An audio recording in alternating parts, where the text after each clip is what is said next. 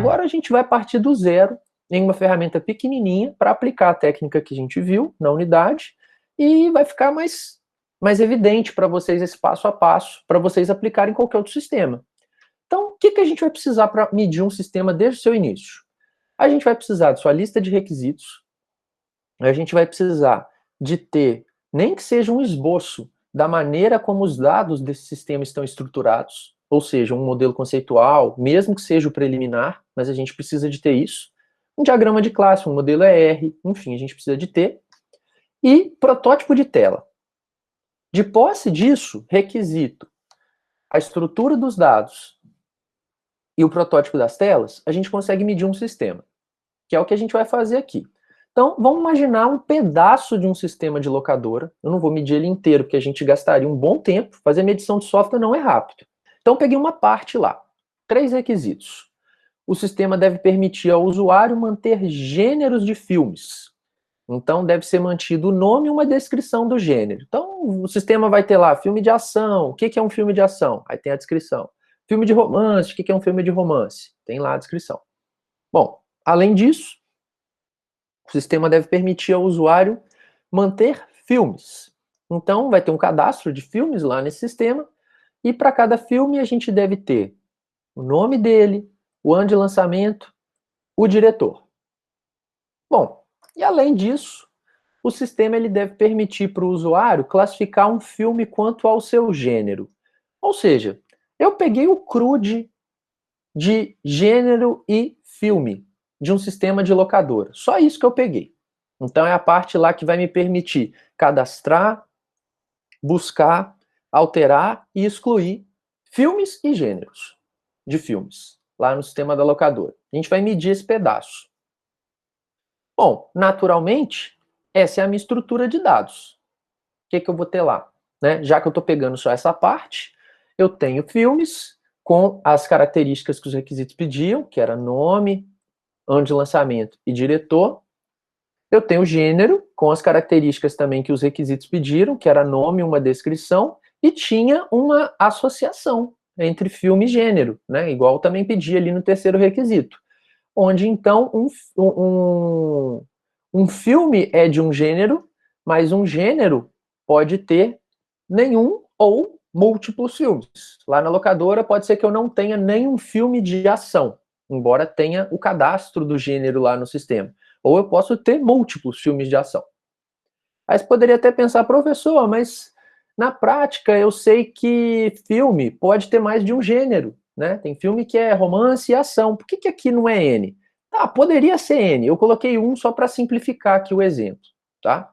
Mas poderia sugerir uma terceira tabela, enfim, o exemplo ia ficar mais demorado, por isso que eu simplifiquei. Bom, beleza. Daqui a pouquinho a gente vai contar isso tudo. Como é que é o protótipo de tela? Observem que eu não fiz questão de trazer um protótipo de tela robusto. Eu trouxe ele bem, mesmo assim, genérico, porque isso daqui poderia ser um rascunho feito à mão. Já seria o suficiente para a gente usar para medir o tamanho do sistema. Aqui, por um acaso, eu desenhei usando o próprio PowerPoint, mas poderia ser à mão. Não precisa ser aquela tela final. Bom, essa é a ideia do sistema que a gente vai ver. Eu tenho um menu principal. Esse menu principal ele tem duas opções, manter gênero e manter filme. Se eu clico em manter gênero, eu venho para essa tela que vocês estão vendo aqui. Essa tabela que está sendo aparecida aqui, ó, basicamente estaria mostrando para mim todos os gêneros cadastrados, um por linha. Certo? Teria todos os gêneros cadastrados. Se eu quiser cadastrar um gênero novo, eu vou clicar nesse botão. E aí eu vou vir para essa tela aqui. Aí eu vou informar o nome dele, a descrição, eu posso salvar isso ou fechar. Se eu fechar, eu volto para cá, dessa tela. Certo? Bom, se eu quiser editar um gênero, como que eu vou fazer a edição? Ó, eu clico numa linha para selecionar um gênero, clico em editar, aí o que vai acontecer? Vai abrir essa mesma janela, só que já preenchido. Aqui vai ter o nome do gênero que eu tinha selecionado, aqui vai ter a descrição do gênero que eu tinha selecionado, aí eu posso atualizar e salvar, e volto para cá. E aí, naturalmente, nessa tabelinha ele já está atualizado. Para excluir, qual que seria a ideia? clico nessa linha para selecionar um gênero que eu quero excluir e clico no botão excluir. Aí ele vai ser excluído. Para filme, a ideia é parecida. Tá? Se eu tivesse clicado aqui, eu venho para cá. Essa tabela está me mostrando todos os filmes cadastrados, com suas respectivas características, né, com seus atributos. Isso que é uma tabela. Cliquei em novo, eu venho para cá para cadastrar um filme novo. Sendo que aqui eu tenho um combo box de gêneros. Né? Quero editar um filme? Selecionei aqui, cliquei em editar, vem para cá, mas com esse formulário preenchido, com os dados daquele filme que eu tinha selecionado. Quero excluir? Seleciono um aqui, clico em excluir e tal. Só que aí, não tem só isso no meu sistema. Ele tem algumas janelinhas de modal, de confirmação, isso também tem que ser levado em consideração no protótipo, porque isso aumenta ou diminui o tamanho do sistema. Ó, quando eu clico em excluir, isso serve para gênero e isso serve para filme. Né? Selecionei um gênero ou selecionei um filme e cliquei em excluir. Não vai excluir direto, vai me mostrar uma janela de confirmação, perguntando, você tem certeza que você quer fazer essa exclusão? Aí você pode clicar em sim, pode clicar em não. Independentemente de eu estar excluindo, editando ou cadastrando algo novo, né, quando aquela operação é concluída, vai ter sempre uma janelinha me mostrando que ela foi feita com sucesso. Então, cadastrado com sucesso, editado com sucesso, excluído com sucesso. Agora a gente vai medir o tamanho dele. Então, vamos lá. Vamos voltar para aqui, ó. O que eu tenho aqui, galera? Eu tenho dois alis. Concorda comigo? Eu tenho dois alis. Cada tabela não é um ali? Então, vamos começar a escrever isso aqui. O que eu vou ter de ali? Ó, ali eu vou ter filme, eu vou ter gênero. Mas gênero e filme são tipo de ali. Eles são simples, médio, complexo. Ó, não sei. Vamos ver. Vamos classificar. Para fazer essa classificação, eu já tenho aqui os meus links lá para a tabela de Ali. Então, vamos lá. Ó. Filme não tem herança, não tem tabela associativa, como vocês viram. Não tem nem para gênero, nem para filme. E filme, ele tem aqui três atributos, ou eu poderia considerar que ele tem quatro. Vamos pensar em banco de dados. Concorda comigo que se eu fosse pensar em banco de dados, a tabela filme teria como chave estrangeira a chave primária de gênero? Afinal de contas, não é o lado N da associação? Então eu vou considerar que filme tem quatro colunas. Então vamos lá, para ver aonde que ele se enquadra. Ó, tabelinha de classificação de Ali. Bom, eu vou ter um TR. Por que eu vou ter um TR? Porque não tem herança e não tem tabela associativa. Então é um TR. Quantos TDs? TD não é a quantidade de colunas, sendo que só não conta a chave primária? Então são quatro. Por que são quatro? Porque aqui eu não tinha chave primária nessa parte, eu só tinha três colunas mesmo que vocês estavam vendo, eu estou contando a chave estrangeira que está vindo de gênero para ele. Chave estrangeira conta. Então, ó, um TR, 4 TDs, eu estou aqui, ó, simples. Não estou exatamente nessa parte da tabela? Então vamos lá. Filme.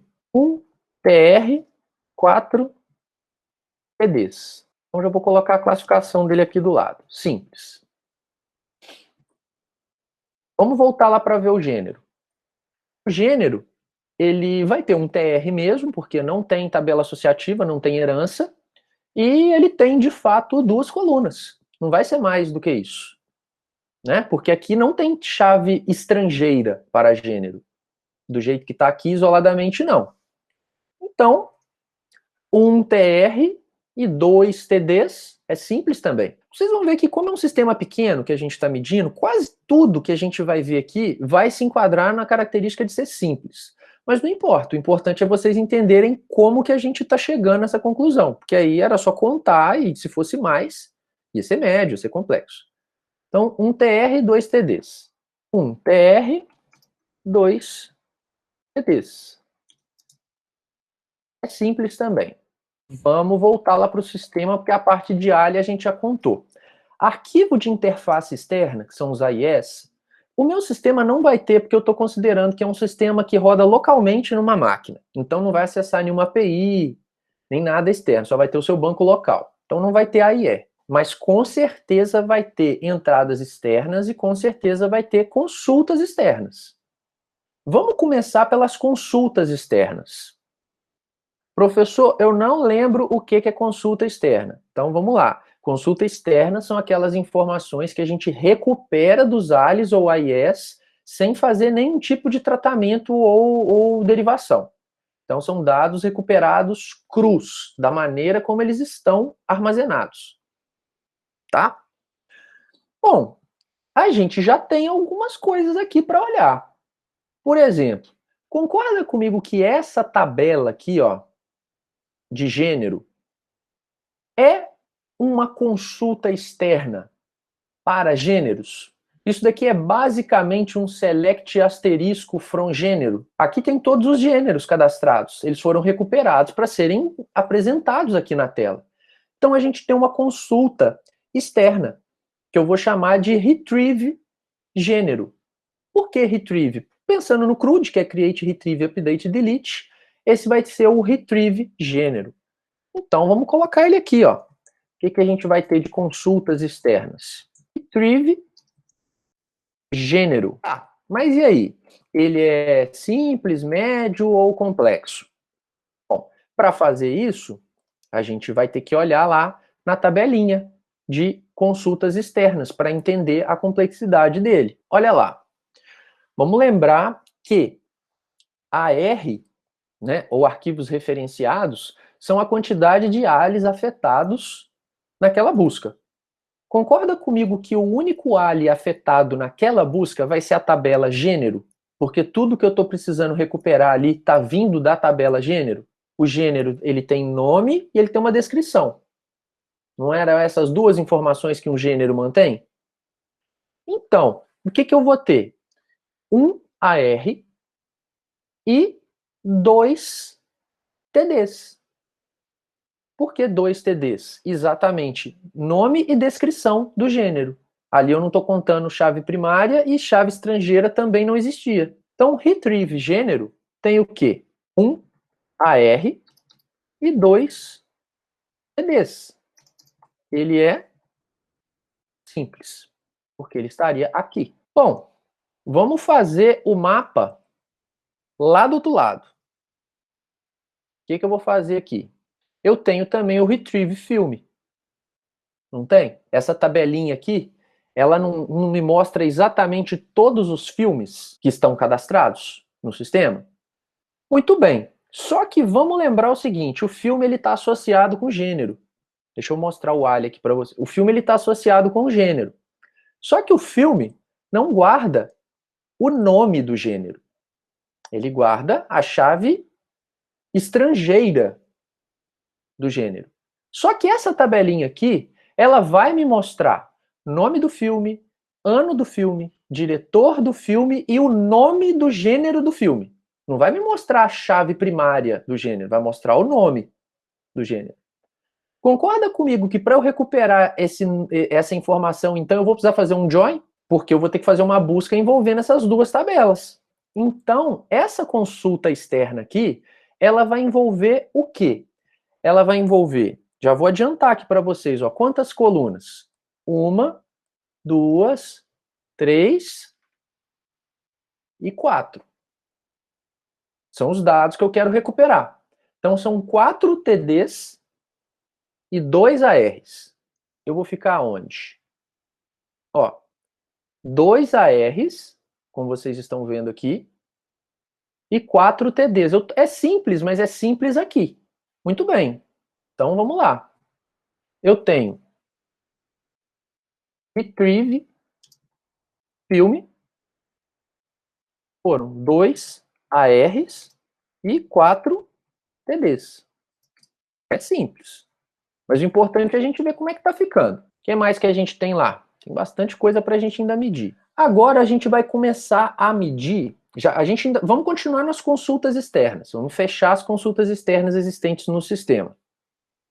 Bom, quando eu edito alguma coisa, eu já mostrei para vocês que esses campos estão vindo preenchidos. Lembra que eu falei que, ó, selecionei aqui um gênero, cliquei em editar, e aí eu venho para cá com esse formulário preenchido. Concorda comigo que para eu preencher esse formulário aqui, eu estou tendo que buscar essa informação? De onde que eu tiro a informação para esse formulário já vir preenchido com os dados que eu quero alterar? Eu fiz uma busca. Fiz uma busca no Ali. Então, isso daqui é uma consulta externa, que eu vou chamar de, nesse caso, EDT gênero. Editar gênero. Vou dar um nome para ela. Então, vamos pôr ela aqui, ó. Ah, mas qual que é a complexidade dela? A complexidade dela provavelmente vai ser a mesma desse cara aqui. Por quê?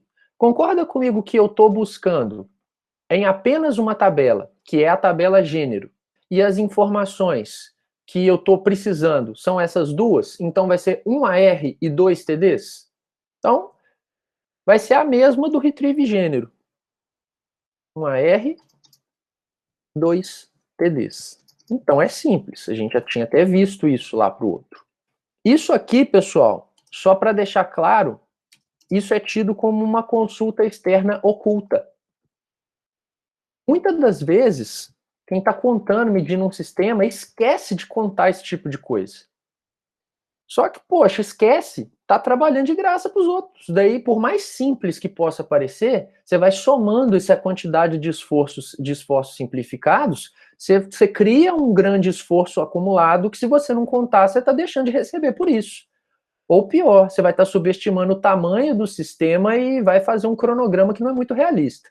Muito bem, então seguindo essa mesma ideia, a gente vai ver aqui o EDT filme.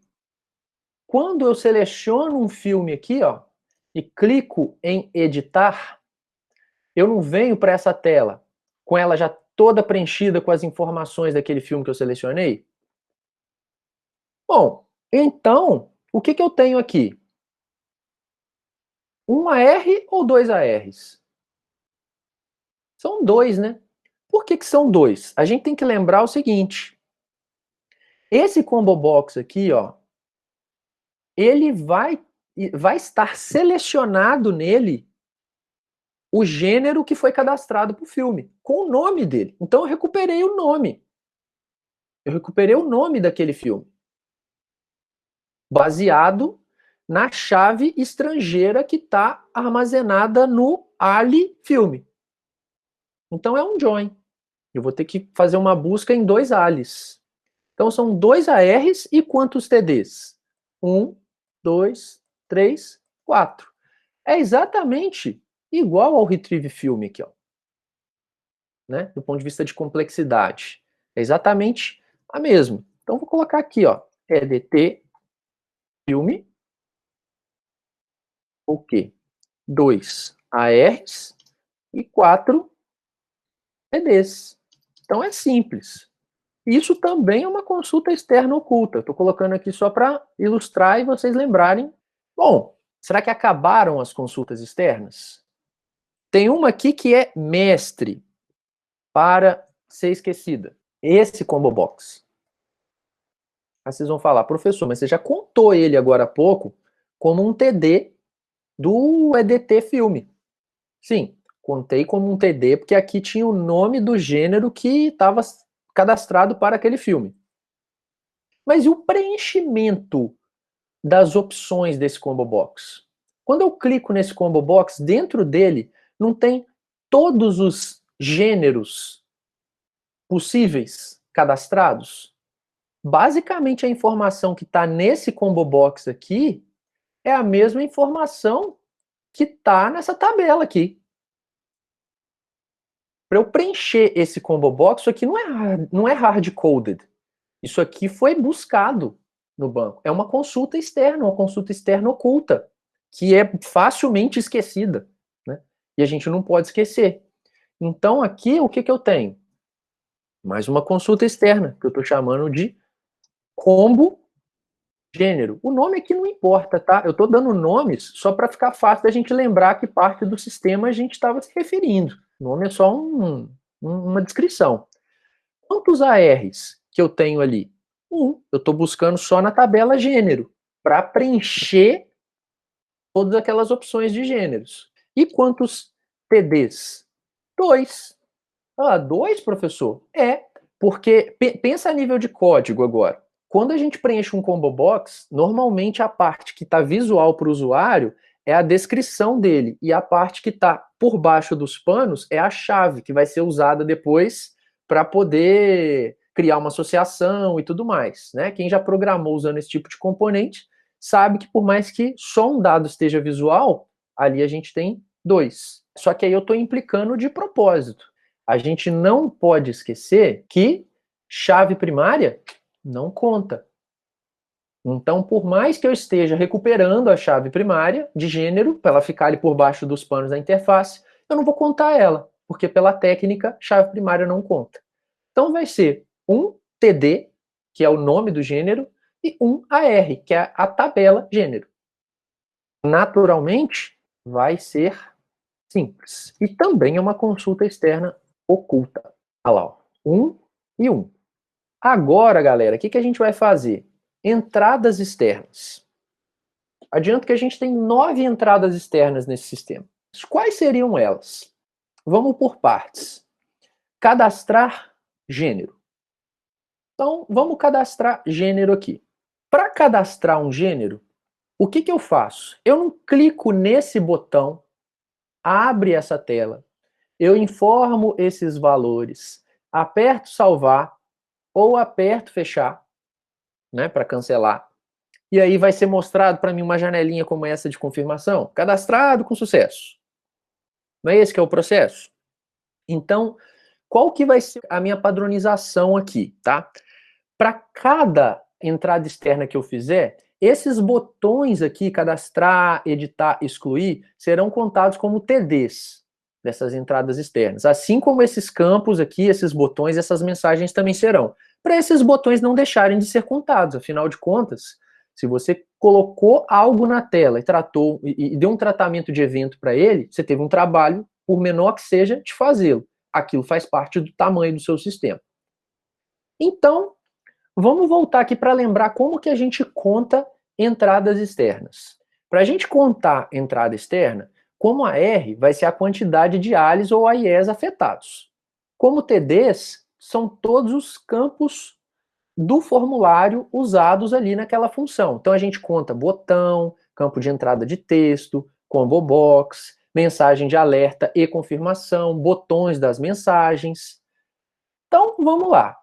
Concorda comigo que para eu cadastrar um gênero, eu só estou alterando a tabela gênero? Estou salvando esse dado na tabela gênero. Então vai ser um AR. Ok. Mas e os TDs?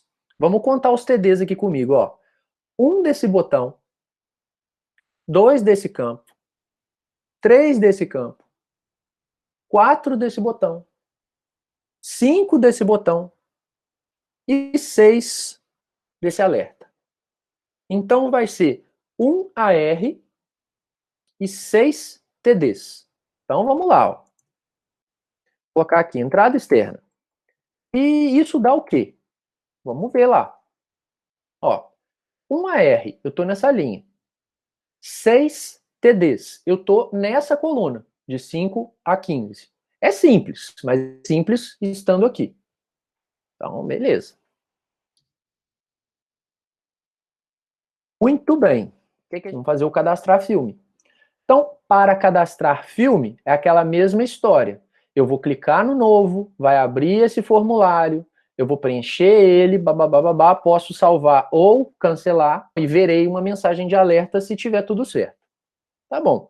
Quando eu cadastro filme, eu só estou alterando uma tabela, que é a tabela filme.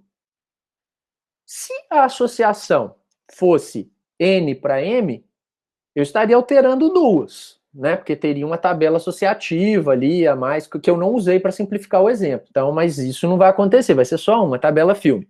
E os TDs, quantos serão? Ó, um desse botão, 2, 3, 4, 5, 6, 7 e 8.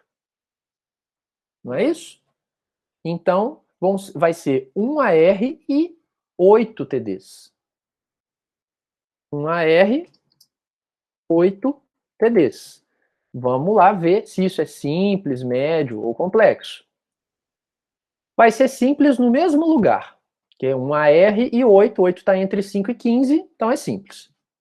Simples. Muito bem. O que falta agora a gente fazer? As edições. Quando eu edito uma informação, eu estou alterando um ALI. Concorda comigo? Antes a gente considerou as edições como consulta externa, porque as telas de edição elas já vêm preenchidas. Então a gente contou lá as consultas externas. Só que o fato de eu estar alterando um ALI por meio da modificação dessas informações é outra coisa, é entrada externa.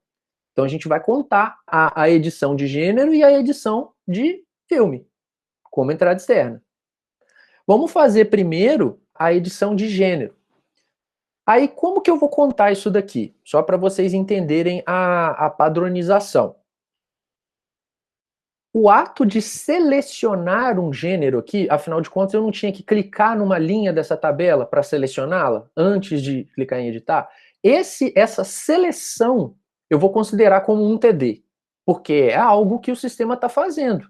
Né? A gente tem que tratar essa seleção quando está fazendo, então não pode ignorar ela aqui na contagem. E alterar um gênero só vai alterar um ALI, né? Que é a tabela gênero. Perfeito? O update aqui.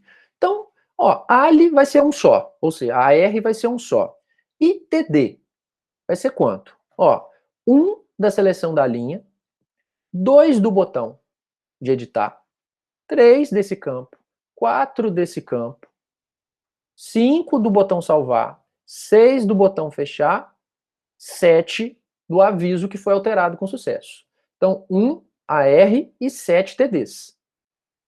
1 AR e 7 TDs. E isso vai ser simples. Por que vai ser simples? Vai estar na mesma escala desse cara aqui, ó. Olha lá, voltando aqui, ó. 1 e 7. Tá aqui, ó, simples. Muito bem. Agora a gente vai fazer o quê? O editar filme. E aí a gente vai usar a mesma história. Vou ter que selecionar aqui, nessa tabela, eu vou considerar um TD pela seleção. Aí eu conto o botão e conto todos os outros campos possivelmente alterados. Então, ó, quando eu altero o filme, concorda comigo que eu só estou alterando a tabela filme mesmo? Então vai ser só um AR. E TD vai ser 1 dessa linha selecionada, 2 do botão, 3, 4, 5, 6, 7, 8 e 9. Então, tenho 1 AR e 9 TDs. Vai ser simples porque a gente está naquela coluna que vai até 15, se eu não estou enganado. A gente vai fazendo aqui e aí acaba, aos poucos, vai gravando os valores. Embora, como eu já adiantei, ninguém precisa decorar essas tabelas, tá? Eu também não sei elas de cabeça. Bom, beleza. Falta a gente fazer o que, então? Deleção. Não tem deleção aqui? Possibilidade de apagar as coisas? Bom, então, para fazer a deleção, eu tenho que selecionar um sujeito aqui, clico no botão excluir, aí vai ser mostrado para mim essa janelinha, que eu vou escolher sim ou não. Se eu escolher sim, vai me mostrar esse sujeito aqui também. Não é isso? Excluído com sucesso.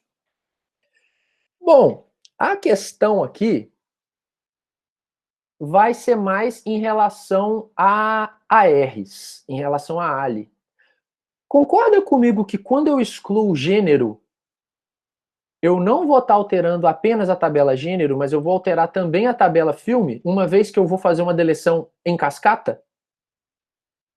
Se eu deleto um gênero e eu tenho filmes que têm chave primária de gênero como chave estrangeira, na tabela filme, os filmes daquele gênero também são excluídos.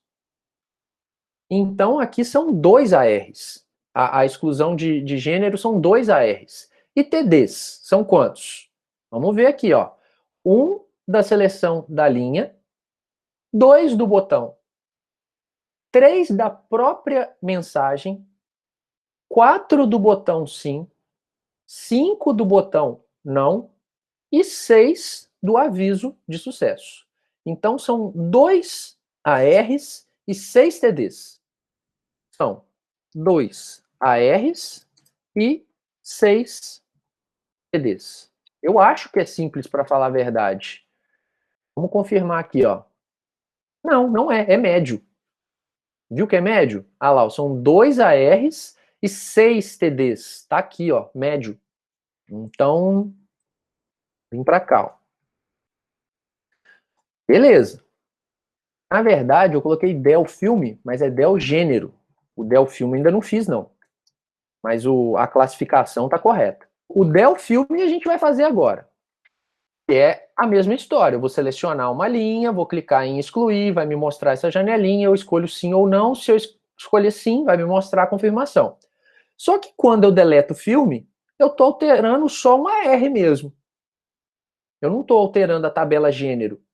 Não ocorre uma deleção em cascata aqui. Então vai ser uma R e quantos TDs? Os TDs provavelmente também vão ser 6. Porque vai ter aqui, ó, 1 da seleção, 2 desse botão, 3 da pergunta, 4 de sim, 5 de não e 6 do aviso. Então, deletar filme, 1 AR e 6 TDs. Aí, provavelmente, ele vai ser simples, porque ele sobe para essa célula aqui, ó. Tá vendo? É 1 AR, 6 TDs. Ele é simples. Muito bem. Aí, provavelmente, muitos de vocês já iam olhar para o sistema e falar, professor, acabou. Não tem mais nada para eu medir. Será que não tem mais nada para a gente medir? Vocês viram contar esse botão fechar aqui em algum momento? Esse botão fechar aqui também não foi contado em nenhum momento. E esse menu principal também não foi contado em nenhum momento. Eu tenho que contar. Isso tudo é entrada externa, que não está alterando o ALI. De fato, elas não estão alterando o ALI, mas altera o comportamento do sistema. Vai de uma tela para outra e tal. Então a gente vai contar esse cara. Esse menu principal aqui, ó, quantos ALIs ele altera? 0. Quantos TDs ele tem? 2. Um para cada botão. 1, 2. Certo? Então, vou pôr aqui, ó, menu principal. 0 AR e 2 TDs. Isso dá o quê? Ó, 0 AR é uma possibilidade aqui, ó, 0 AR. 2 TDs, tá? Aqui é simples. Estou nessa célula.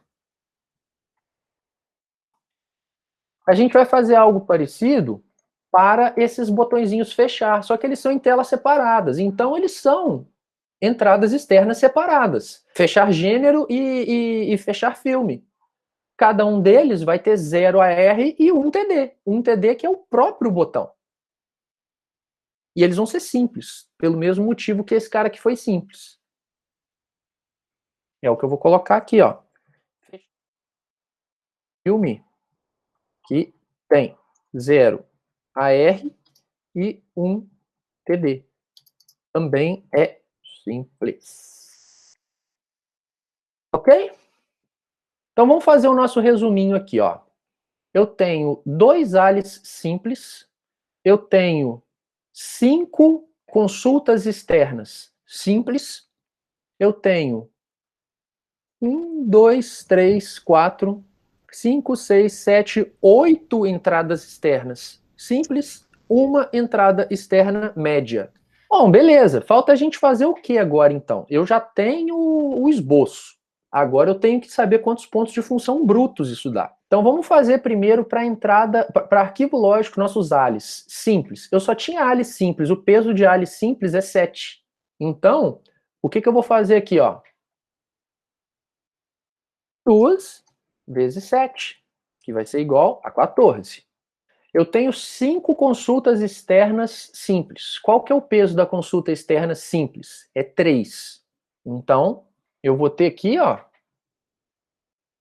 5 vezes 3. Vai dar 15. Aqui eu tenho 8 entradas externas simples. Quanto que é o peso da entrada externa simples? É 3. Então, vamos lá. Eu vou ter 8 vezes 3, que vai dar 24. E eu tenho uma entrada externa média, que ela tem o peso 4. Então, vai ser 1 vezes 4. Vai dar 4. Somando essa galerinha toda aí, o que eu tenho? 14 mais 15 mais 28. 57 pontos de função brutos. Então, ó, tranquilo, né? Até aqui. Aí vocês podem estar se perguntando, professor, mas você não contou saída externa. Aquele sistema não tem saída externa.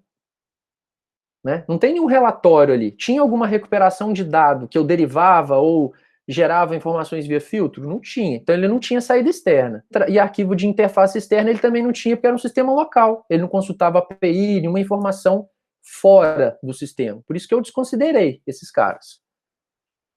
Bom, o que a gente vai fazer agora, pessoal? Lembra que eu tinha dado uma dica para vocês de que quando a gente tem um sistema medido em pontos de função brutos, antes da gente começar a ajustar, a gente deve jogar 30% a mais em cima desse valor como uma margem de segurança? Então a gente vai fazer isso agora. Vou multiplicar isso aqui por 1,3 para aumentar 30% nesse cara. Então, eu vou fazer essa margem de segurança, ele vai ficar com 75 pontos de função. Pô, 75, arredondamento para cima, que é a ideia que a gente vinha aplicando desde o início. Tá, então eu tenho que ajustar esses 75 pontos de função agora. Então, qual que seria o caminho?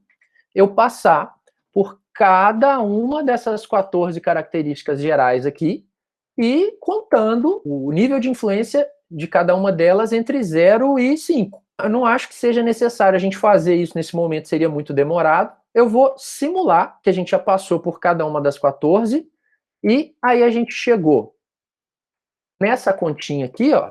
E esse total, aqui, esse nível de influência tinha dado 10. Tá? Vamos simular que o nível de influência foi 10, somando ali tudo. Então, provavelmente é um sistema que teve pouca coisa, porque ele poderia ser no máximo 5 vezes 14 e está dando 10, bem menos do que isso. Mas enfim, o nível de influência foi 10. Então eu vou calcular o fator de ajuste. O meu fator de ajuste, se o nível de influência for 10, concorda comigo que ele vai ser 0,75? Porque aí se eu multiplico isso aqui por 10, vai ficar 0,1. Né? 0,1 com mais 0,65, 0,75. Então, beleza. O que eu vou fazer aqui? Ó? Eu vou considerar que o meu NI foi igual a 10, logo o meu fator de ajuste vai ser igual a 0,75. Então, o que eu vou fazer? Calcular os meus pontos de função ajustados, que vai ser a minha quantidade de pontos de função bruto multiplicado pelo fator de ajuste. Então, 75 multiplicado por 0,75. Deu 56,25 pontos de função ajustados, 57 pontos de função ajustados. Nesse caso, o sistema praticamente não mudou de tamanho após o ajuste, como vocês viram. Certo? O professor sempre fica do mesmo tamanho? Não, aqui ficou do mesmo tamanho porque meu nível de influência coincidentemente forçou isso. Mas poderia ser muito mais do que isso. O nível de influência poderia ser o que aqui, ó? 14 vezes 5, ele poderia ser 70 o nível de influência. Então, vamos supor que fosse 70. Se fosse 70, como é que ia ser isso daqui, ó? 70 vezes 0,01 daria 0,7 mais 0,65, 1,35. É 35%, tá vendo? Lembra que eu tinha falado que o sistema ele pode aumentar em 35% ou diminuir em 35%? É exatamente por isso. Bom, mas então temos aqui o nosso tamanho do sistema. O que a gente vai fazer agora, galera? Vamos dimensionar o tamanho desse sistema ou algo nesse sentido, né? Eu acho que a gente pode fazer isso. Vamos brincar com esses dados. Ó, vamos chegar aqui. Mas vamos pegar essa aqui, ó, de 0,28. Vamos considerar ela para se eu fosse fazer esse sistema dentro dessa realidade. Bom, então eu vou calcular o meu esforço de trabalho, que vai ser a quantidade de pontos de função ajustado multiplicado pela produtividade, que vai ser 0,28 pontos de função hora. Então vamos colocar aqui, ó, para a gente não perder esses dados. Produtividade é igual a 0,28 horas por ponto de função. Aí eu vou calcular o meu esforço. O meu esforço vai ser o quê? 57 multiplicado por 0,28. Quanto que vai dar isso? 57 multiplicado por 0,28. Então, eu tenho aqui, ó, 15,96 horas. A gente pode arredondar para 16 horas. Tá, tem meu esforço. Vamos fazer a medida de homem-mês, que vai ser a quantidade de horas dividido pela quantidade de horas trabalhada por um homem em um mês, que aqui está 130, que daria lá em torno de 6 horas e meia por dia útil. Eu vou manter isso, só para o nosso exemplo. Homem-mês vai ser o quê? 16 dividido por 130. 16 dividido por 130. Então, deu o que ali, ó? Deu 0,123. Homem-mês. O tamanho da equipe, eu vou considerar que está definido. É um homem. Eu vou fazer esse sistema sozinho. Tá? E quanto tempo, então, vou demorar para fazer? Então, vai ser o quê? Aquele valor dividido por 1. O meu prazo já está definido também, ó. Meu prazo está sendo igual, vou colocar aqui, equipe com uma pessoa. Né? Então, meu prazo, ele vai ser o quê? 0,123 dividido por 1, que naturalmente vai ser 0,123. Certo? Então, vamos dar preço para esse sistema? Qual que vai ser o preço dele? Vocês devem estar observando que é um sistema extremamente pequeno. Então, por isso vai ficar baratinho e ficou tão rápido, né? A gente está gastando 10% de um mês. Então, isso aí está dando em torno de 3 dias. Mais ou menos isso. Para calcular preço, eu vou usar essa ideia aqui, ó. Então, vai ser um homem trabalhando 130 horas. Qual que é o valor da hora? Vamos considerar a mesma aqui, ó, R$ 45 a hora, que seria uma pessoa que recebe um salário de em torno de 6 mil por mês. Que é um salário compatível com uma pessoa que está começando a trabalhar com desenvolvimento de software em um grande centro. Tá? Dificilmente você vai começar a trabalhar no Rio, São Paulo, recebendo menos do que isso. Desenvolvendo software. Vamos colocar aqui, ó, vezes 45. Só que eu não vou trabalhar durante um mês inteiro, necessariamente. Isso aqui vai ter que ser multiplicado pela duração. Então, vou multiplicar isso por 0,123, que é o tempo que eu trabalho do projeto. Beleza. Eu não vou colocar gasto adicional com nada aqui, tá? De licença, de internet, luz, só porque a gente não tem essa referência agora. Mas se tivesse, eu somaria isso aqui junto com a mão de obra. Estou somando 0. E eu vou colocar os meus 20% em cima, tá? Porque eu quero não só pagar o que eu gastei, eu quero recuperar esse investimento e lucrar um pouco, é uma empresa. Então, vou multiplicar, por exemplo, por 0,2 para ter 20% de lucro em cima do que deu. Bom, vamos fazer essa conta, então. 1 vezes 130 multiplicado por 45, esse é meu gasto com mão de obra. certo? Muito bem. Só que esse gasto com mão de obra, ele não vai durar um mês, né? Então, vou multiplicar isso por 0,123, que é a duração. Já caiu, certo? Aí agora eu vou multiplicar por 20%.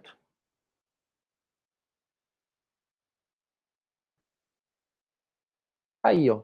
Esse seria um valor para esse sistema que a gente viu, baseado nas medições que a gente viu desde o início. Vai pensar, nossa, professor, mas é tão simplesinho e ficou nesse preço? Bom, para ficar nesse preço, não sei se você vai achar que isso é muito, se você vai achar que isso é pouco, mas a gente considerou profissionais trabalhando que não são necessariamente baratos, né? Uma pessoa que tem um salário de 6 mil reais por mês, ela tem a hora de trabalho dela cara. Se fosse numa realidade onde a pessoa recebe menos, esse valor ia ficar mais em conta mesmo, tá? Por isso que tem empresa que às vezes consegue ser mais competitiva a nível de preço, que ela paga menos para os seus profissionais. Não necessariamente ela te entrega a mesma qualidade, porque aqueles profissionais às vezes não são tão bons. Então, ao mesmo tempo, se essa produtividade aqui, ó, fosse de 12 horas por ponto de função, vamos simular só para vocês verem como que ficaria absurdo aqui esse cenário. Então, eu vou até copiar isso daqui. Vou jogar para cá a segunda realidade, que é aquela lá de 12 horas por ponto de função. Então, naturalmente, aqui, ó, vai ser o quê? 57 multiplicado por 12. Então, já daria aí, ó, já deu até exato, nem vou precisar arredondar. Deu 684 horas para desenvolver esse sistema. Homem-mês, então, seria o quê? 684 dividido por 130. Daria lá, ó, 5,26 homens-mês. Então, que significa o seguinte, se eu quiser fazer esse sistema em um mês, eu precisava de ter uma equipe de 6 pessoas. É basicamente isso. Né? Por que 6 pessoas? Porque não tem como ter meio homem. Né? E se tiver 5, não vai ser o suficiente. Ó, então, naturalmente, o prazo aqui, ó, vai ser esse. Ou seja, eu estou saindo de um sistema que gastaria em torno de 3 dias para um sistema que está gastando 5 meses. É basicamente isso que está acontecendo. O preço, naturalmente, vai explodir. Né? O preço, naturalmente, vai ficar extremamente alto. Porque aqui, ó, essa multiplicação, ela não vai ser por 0,23, ela vai ser por 5,26. Aí o que, que vai dar? Vamos refazer aqui, ó. Uma pessoa trabalhando 130 horas por mês, recebendo R$ 45 por hora. Esse é o tanto que eu gasto com aquela pessoa em um mês. Mas ela não vai trabalhar só um mês, ela vai trabalhar 5,26 meses. Já deu 30 mil reais ali, ó. E tem algum gasto adicional? Aqui a gente não está considerando, mas a gente põe uma margem de lucro de 20% em cima. Então, vou multiplicar isso daqui por 1,2. Então, já deu o que aí, ó? 36 mil reais, 925. Por isso que tem gente que, às vezes, quando vai aplicar a técnica, se não tem o dado de produtividade, acha que a técnica não funciona. Porque realmente não faria o menor sentido um sistema tão pequenininho como esse que a gente viu custar esse preço. Realmente é muito incompatível. Mas por que está incompatível? Porque isso aqui não existe. Então, o dado histórico de produtividade ele é extremamente importante. A gente tem que construir ele, porque senão de nada adianta todo o resto que a gente fez. Eu tentei fazer da forma mais didática possível aqui para vocês visualizarem passo a passo, entenderem como que a gente chegou nesses valores. E, enfim, basicamente com essas ideias, vocês conseguem medir qualquer sistema, contanto que vocês tenham acesso ao protótipo das telas, por mais rudimentar que eles forem, tipo esse aqui que eu estou mostrando, né? Você tem que ter uma noção de quais são os dados do sistema, como que eles são estruturados, com um diagrama de classe ou com ER, e os requisitos.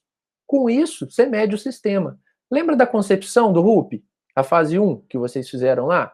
O que não tinha na concepção?